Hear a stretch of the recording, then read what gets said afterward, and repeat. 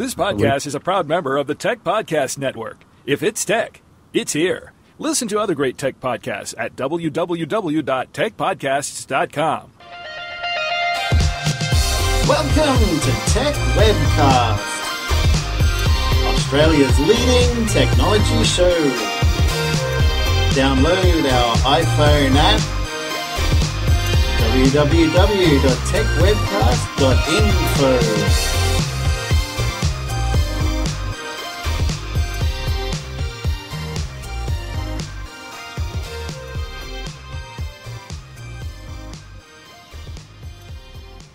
Welcome to episode 144 of the Techwebcast podcast, recorded on Saturday, the 30th of July, 2011. Techwebcast is recorded live every Saturday and rebroadcast on Aussie Tech Heads on Thursday nights at 7. Today's hosts are Brad and Jason. Special guest interview is Gregory Evans from GregoryDEvans.com. And we'll start off with Techwebcast news.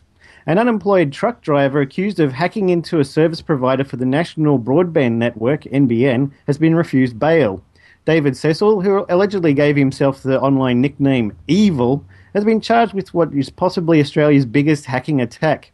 In Orange local court today, it was alleged the 25-year-old Cowra man had control of the entire system of one of the 12 NBN service providers for 6 weeks.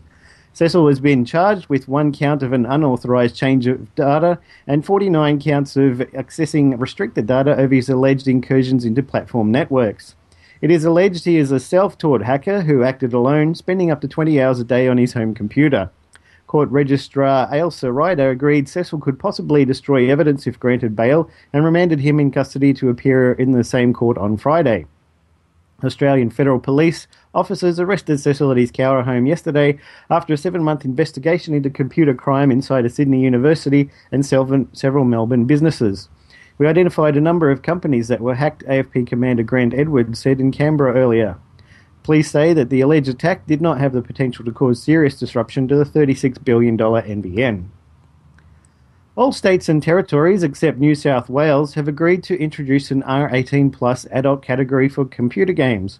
The agreement came at a meeting in Adelaide between state and territory Attorneys General and Federal Justice Minister Brendan O'Connor.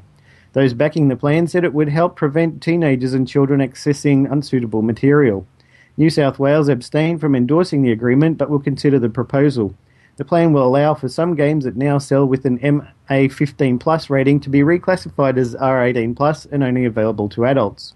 While it endorsed the plan, South Australia will move to abolish the MA15 plus category altogether, moving all such games into the R18 plus category. Gamers have spent years lobbying for an adults-only rating, while a national survey of more than 2,200 people last year found 80% support for the idea. Mr. O'Connor said the new classification would finally see Australia catch up with the rest of the world. We've had a situation where too many games have been in the MA category, he said. Once introduced, the new classification will also afford adults the opportunity to view material designed for adults. New South Wales Attorney General Greg Smith said New South Wales would consider the agreement and several amendments included in the draft proposal. He said he did not think it would take long for New South Wales to declare its position. We take reasonable approaches to most things, he said. I'm sure there will be a reasonable compromise established so that the nation will move forward. I'm particularly pleased that an unsuitable MA15 plus video games are more likely to be removed and reclassified as R18 plus. Some of them are undesirable for young people.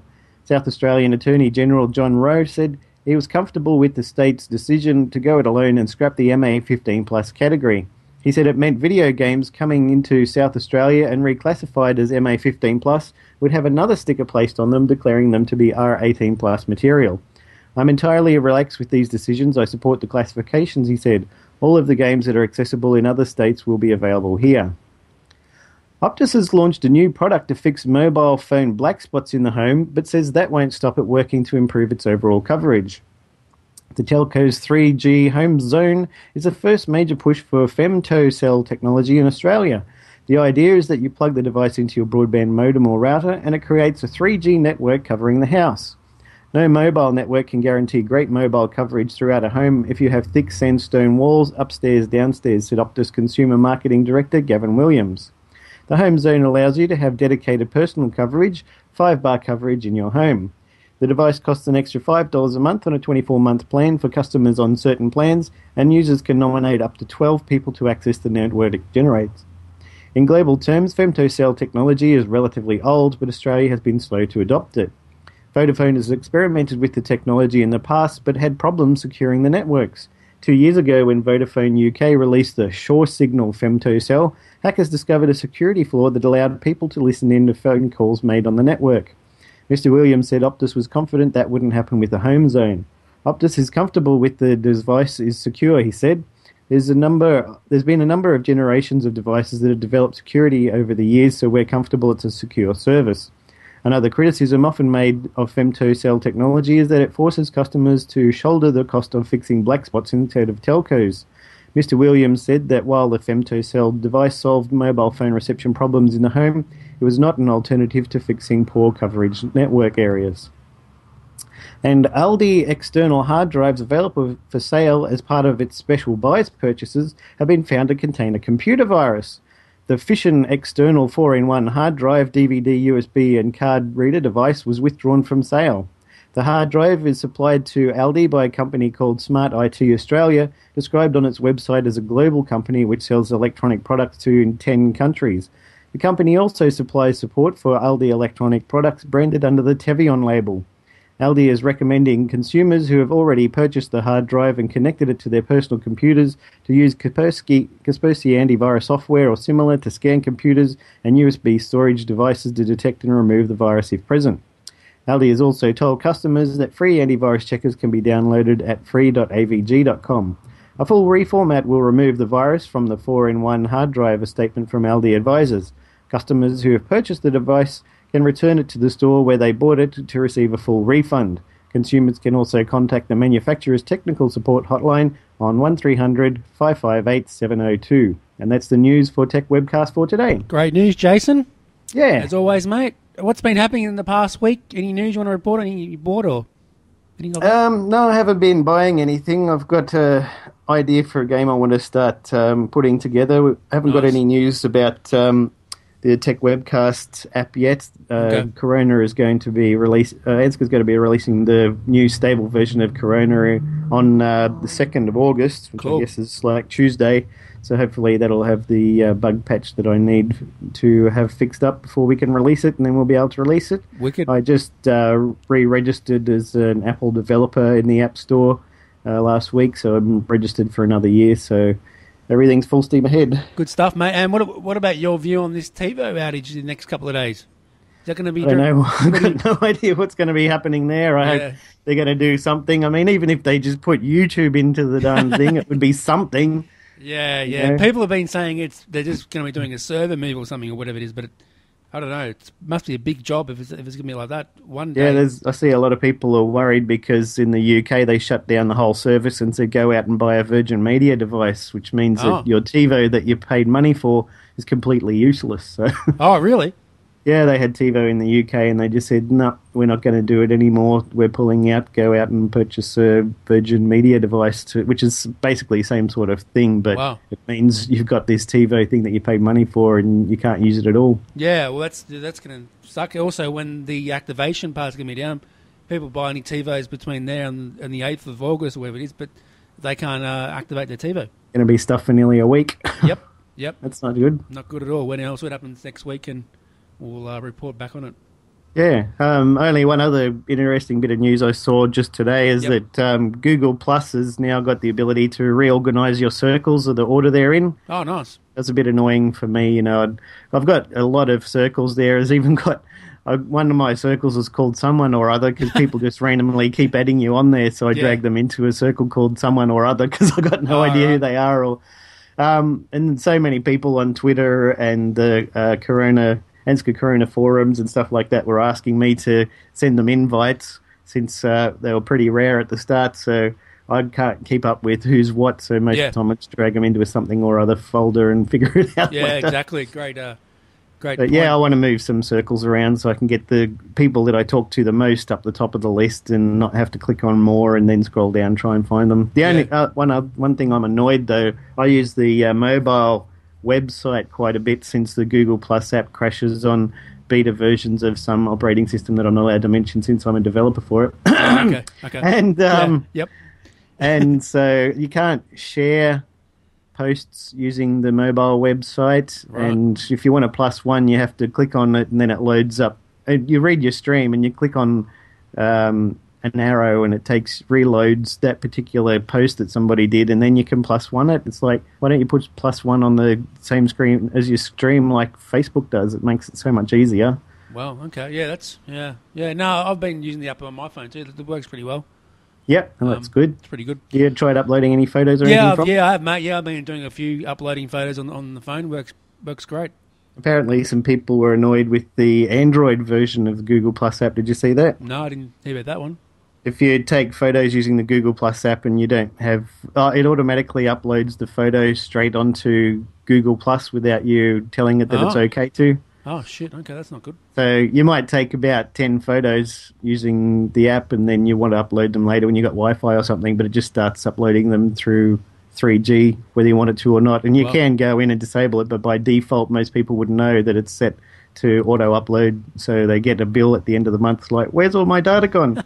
Oh, it went to Google Plus. Google Plus, yeah, exactly. All right, so coming up now is the interview with Gregory Evans. Cool.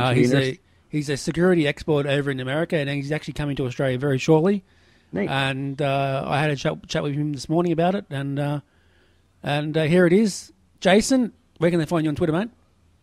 You can find me on Twitter at Warlock, WAULOK, and a new one that I created this week at Blue Bilby Apps. Oh, wicked. About time. Somebody in December had registered Blue Bilby. I don't know if that was... They saw that I registered bluebilby.com, so they thought they'd steal a Twitter account before I could get it, because they've only posted 3 times. So, well, Blue Bilby Apps, at least you know that it's for somebody who makes apps, and it might make it easier for people to find developers for iPhone stuff to add me into groups and stuff, I guess. Exactly.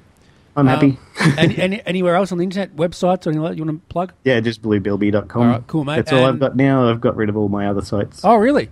Yep, they're all pointing to my Google Plus place. You know, Robert Scoble pointed his blog there. Kevin Rose pointed his blog there, and they all removed their blogs. And so mine are pointing there until the domains expire. So you don't... Oh, okay. Right, okay. BlueBLB's the only one I'm going to keep now. All right. Okay, good stuff. Okay. And you can find me on Twitter at Brad Oz, Techwebcast, and also Facebook, Techwebcast. This has been episode 144. Cool. Be back next week.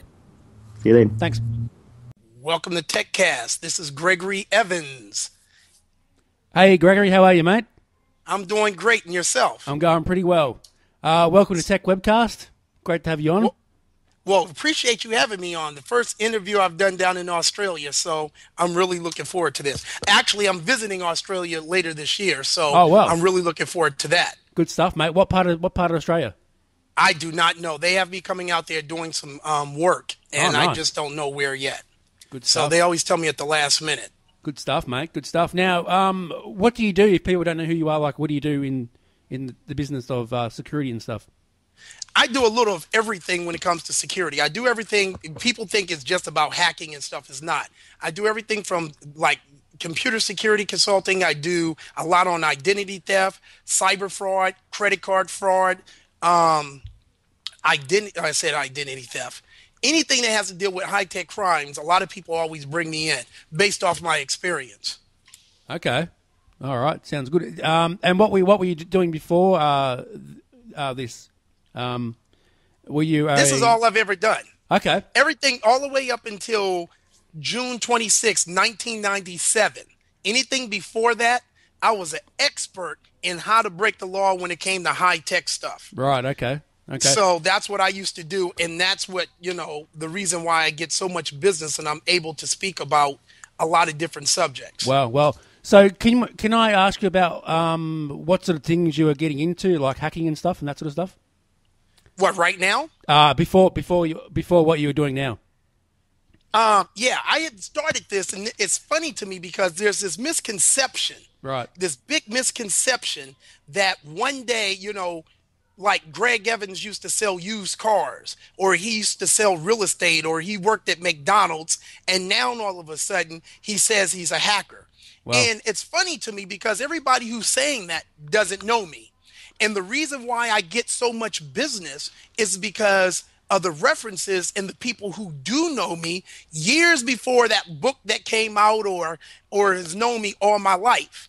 I remember there was one guy who went back and did this investigation, and he went back and actually spoke to some of the kids I went to high school with and asked, what is it that Greg Evans does? Or do you remember Greg Evans? And they remembered me for basketball, track, and changing people's grades on the computers. Wow. Okay. So, so it's funny to me when I hear a lot of these people, most of the stuff that I do now, the people who are complaining and stuff, they weren't even born when I was actually hacking. Wow. So wow. I'm in my 40s now. Jeez, so I was crazy. doing this in the 80s. But things were different then as well. It was a lot easier to hack back then than it is now because you didn't have all the security that you have today. Okay. So what sort of things were you hacking? Like up until this time, have you ever been in jail for that sort of stuff, or what? Yeah. Well, and I want to clarify something else while we're on your show. Yep. What I went to jail for. Okay. I had access by numerous ways of AT&T, MCI, Sprint, and WorldCom network. One way that I had access is that I had their employees on my payroll, whereas like AT&T was doing a lot of layoffs, a lot of cuts, and I would keep some of their people on my payroll, and I would give them like, let's say $3,000 a month in cash, one employee. And I might have had several employees in different levels and different offices that I would be paying. And they would give me their usernames and passwords to log into their networks, because this is how easy security was back then. Hacking back then. I would be logged into, let's say, AT&T's network. And at the exact same time, that employee will be logged in with those same credentials. And the people on my team was logged in at the same time with those exact same credentials. So you might have 5 people all logged in with the same username and password all at the exact same time, and their IT department never knew. Wow.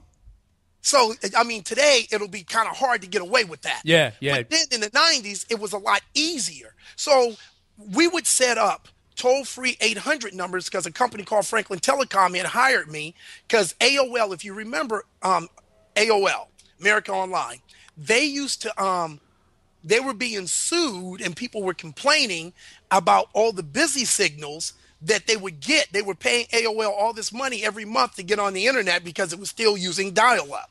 All right. And when they would use dial-up and they would get busy signals, people were like, well, I can't get online. Well, AOL was using a bunch of local internet providers who were providing providing local access numbers for these people to get online.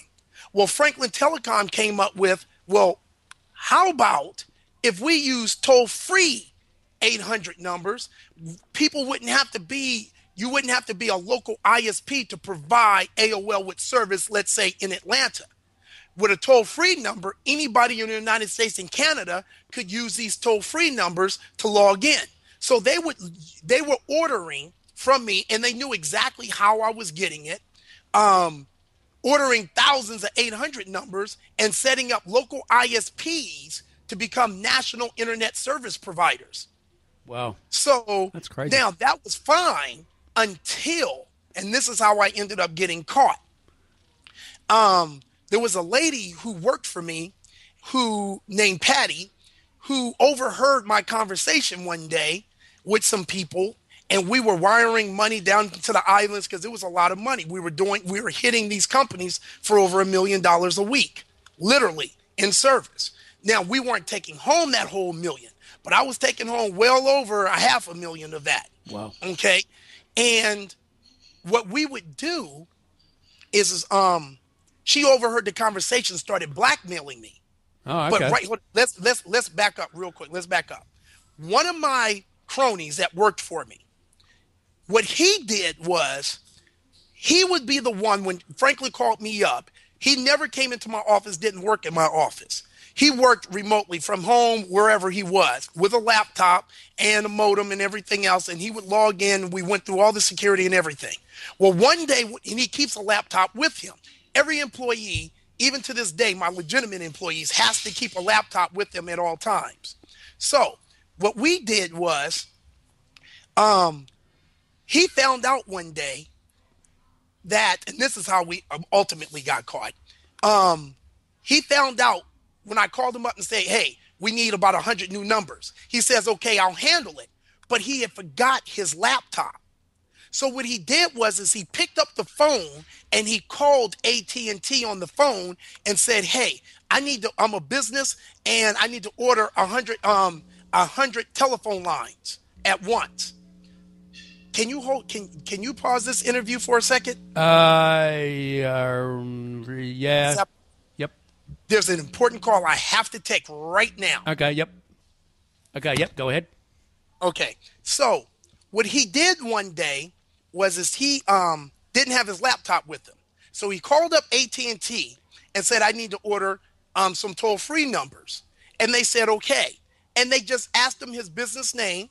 They asked him for a tax ID number and how many numbers he wanted, and he ordered it over the phone. And he made up all the information, the business, the tax ID number, and everything, and AT&T just gave it to him. Then he calls me up and says, hey, I got the numbers, but check this out. We don't have to keep paying these people and logging in. You can do it right there over the telephone. And I told him, no, don't ever do that again because, one, that's too risky. If we do it by logging into their network, we look like an operator to their system, and we're setting them up. But if you're calling in over the phone, they're recording the conversations, they're getting your caller ID, and how many toll-free numbers can one business really needs? So I told him never do it again. He told me he wouldn't. Well, come to find out, after I've been indicted and I'm reading the paperwork, the idiot continued to do it his way. Wow. So, and it's like Benjamin Franklin, our forefathers here in the United States, says the only way two people can keep a secret if it's one of them's dead. And if you want to do anything right, do it yourself. And this is what ultimately got me caught. Because I'm under the impression every time we were ordering numbers, even after Claude told me this, that was his name, he was doing it the way we're supposed to do it, by logging into the network. Well, he wasn't doing it that way.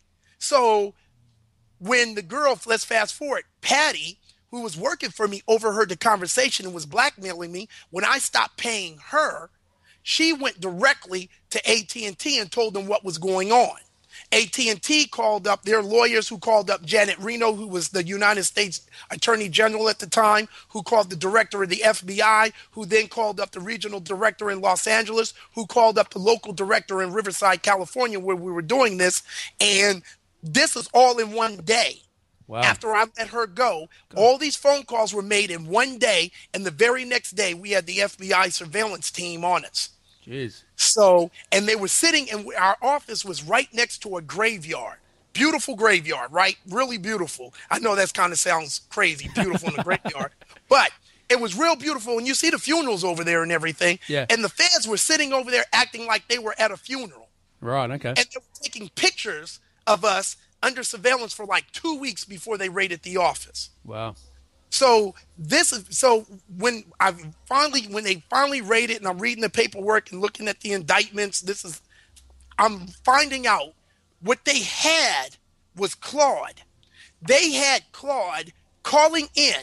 They knew every phone he ever called from, and they set up all his numbers, his cell phone numbers that I gave him, the burners I gave him, his home numbers, and all the pay phones in his area where he lived. They had those all set up, so if anybody ever called in to order lines, it will automatically reroute the calls to the fraud department. So when he's on the phone thinking he's ordering lines from a regular operator, he's really speaking to their security department. Jeez, so okay. They're recording everything. And then when he hangs up and he calls me on the phone, the feds have the phones tapped, and now he's giving me the numbers. Wow. And I'm taking those numbers and now passing them on to someone else. But I'm thinking he's giving me the numbers by logging in and taking all this information and doing it, the way we're supposed to be doing it. Yep. So he just brought the whole thing down. So that's what ended up happening. Jeez, okay. And how long were you in jail for? 24 months. Wow, okay. And how was that? Was it scary or what? How was that? Nah, what's funny is, understand this. I grew up in the streets, so I Yep. was a Yep. street cat, Yep. as Yep. they would say. Okay. So, and I wasn't, and this is another problem that a lot of people have this misconception. They think that, like I said, they never heard of me Right. before. Okay. So they think that I just one day came out of nowhere and said I was a hacker and I'm all this. Yep. But I never hung out with all the nerds and going to all these other computer shows. I mean, I did Comdex. I had a booth at Comdex.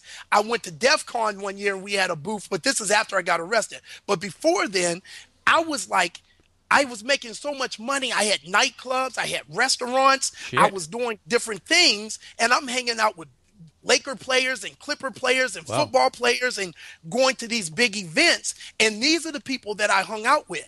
And I knew a lot of people who were from the streets, and some of those people who were from the streets ended up going to jail. So by the time I ended up going to jail years later, they were like, oh, we know Greg. We've been to his club. We know this. So when I got in, I mean, I felt nothing but love from some of these guys, and I didn't have any problems whatsoever. Cool. Matter of fact, despite what he says, and I cannot wait to go see him. I might, if I wasn't so busy, I would see him before DEF CON or after DEF CON. Yep. But I'm going to go definitely see Kevin Mitnick. Oh yeah, he's a legend. He's cool. I like him. Yeah, Yeah. but Kevin Mitnick was getting picked on and everything, and now all of a sudden he's talking a lot of stuff on Twitter and bad-mouthing me. Oh really? But, Wow. yeah, but when we were locked up together. Ah, right. Okay. And Kevin Mitnick used to get picked on all the time until I got arrested and was in there, and everybody stopped picking on Kevin Mitnick. Ah. And I still know about 5 guys who are out now who were all locked up at the same time in the same area that Kevin and I was in Los Angeles. And they would say, yeah, we used to do this to Kevin and whatever. But once you got in there and you gave Kevin a pass and say he's good, everybody stopped messing with Kevin. Yep. So Yep. now Kevin acts like, he didn't know who I was. I used to read his security magazines all the time because there was a lot of magazines I didn't even know about that was out. But Kevin was still getting magazines. He was locked up for like 5 years fighting his case. God. And people were still sending him magazines and putting money on his books and wearing T-shirts, free Kevin Mitnick, and standing outside the jails and everything. I mean, he has a big following. Wow. I mean, it was almost like a cult. Yeah. I was like, wow. Yeah. Yeah. So one day when Kevin and I get home, that, we'll be able to do some stuff together. But Kevin just, I don't know. He always has been arrogant. So he was that before he even got arrested. Right. Okay. Okay. Yeah. Now you're also been on TV, like CNN and that sort of stuff, and that sort of thing. Great stuff, mate. That you're getting on TV and stuff and that sort of thing. Yeah, I do a lot of TV. Matter of fact, this thing that I'm doing out of town this weekend, there's going to be a bunch of TV cameras and stuff for this big show. Nice. But they have me doing a lot of TV. And what gets me a lot, and a lot of security people can be doing TV as well, but they have to understand when these producers put you on television, what they don't want you to do is put their audience to sleep. Right. You know what I mean? Yep, yep. They don't want you, they need their audience to understand what you're talking about. A lot of times when computer people start talking to the layman, non-computer people, it sounds like Chinese. Yeah. It sounds like, they're speaking alien to them. Yep. So they don't understand it. So you might see one computer guy go on the news in the morning and he might do a show, but he wasn't exciting. He didn't put that oomph into it. So they never have him back on. So you will not find, and even with Kevin will probably be runner up, but you will not find anyone out there who does more interviews than I do. I do CNN on a regular basis. And at the same time, I do Fox News Network, which is the competition to CNN. I do the CBSs, the ABCs, the NBCs. I mean, I do like a lot of radio. I do the BCC or BBC. I mean, I did Algiers. I do so much television.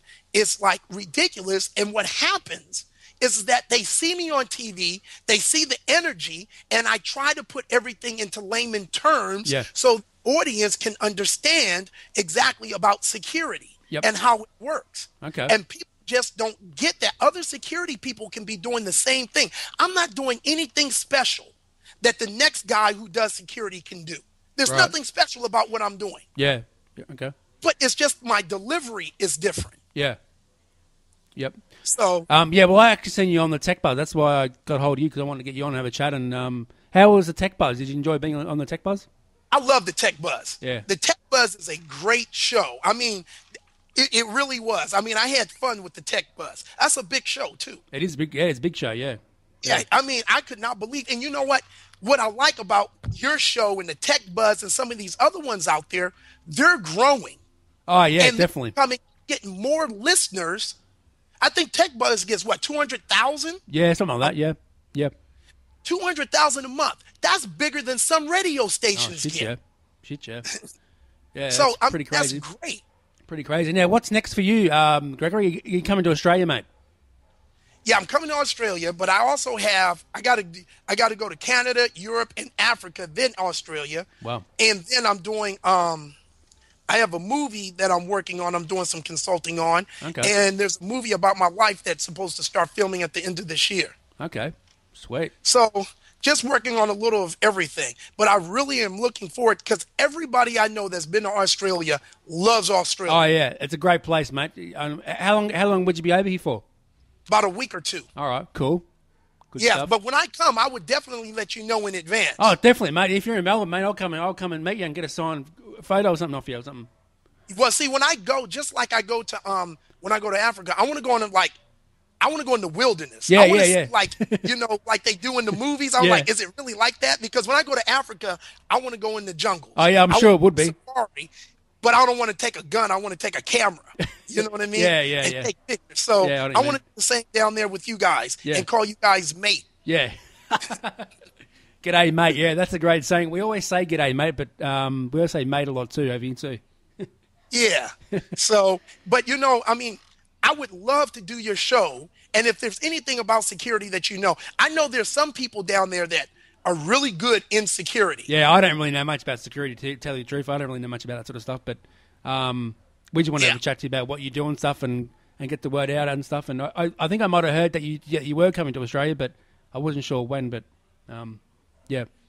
Yeah, and my schedule changes on a daily basis. I thought this was going to be a nice, relaxing weekend with my girlfriend, but apparently it won't be. No. You're always on the road. Yeah, true. Now, have you ever been on Australian TV before? No. No, okay. No, but when I come, I will be. Okay, cool. Good stuff. Yeah, All right. looking forward to it. Okay, well, let's end the podcast. It's 20 minutes is up, and thanks for being on, mate. And where can they find you on Twitter or the internet and that sort of stuff? Find me at Gregory D. Evans. Okay, Gregory D. Evans. .com Yep. and on Twitter. And you find Gregory D. Evans page on Facebook. Good stuff, mate. All right. All right? Thanks for being on. And thanks for having you're a me. legend, mate. You're a legend. Now, is it true that you're a number one hacker? No, I'm not. Okay. You want me to tell you who the number one hacker? Go ahead. The young kid who just got busted, but he was head of LoSAC. He's the number one hacker. Holy shit. I'm not the number one hacker. Let me just say this. Yeah, go. Yep. The number one hacker title was a conversation with an FBI agent. He said, Greg, yeah, when he first busted me, he's like, yeah, you're on our top 10 of being like one of the number one hackers by the amount of money you were making and all this other stuff. Yep. So I always called myself a high-tech hustler because I never was just about hacking. I was making my money by people. I was moving like over thousands and thousands of SkyTel two-way pagers that used to cost like $700 a piece. Anything that had to do with high-tech stuff. We were cloning cell phones. I had a big ring of cloning cell phones. Wow. I mean, anything that had to do with high-tech stuff, I did. So my whole crew was called High-Tech Hustlers. Wow. So everybody didn't have a problem with that. Computer hacking was just one part of it. Now, years later, when I was telling the story to a reporter about what the FBI agent said, number one hacker, that reporter took that and put it in their article.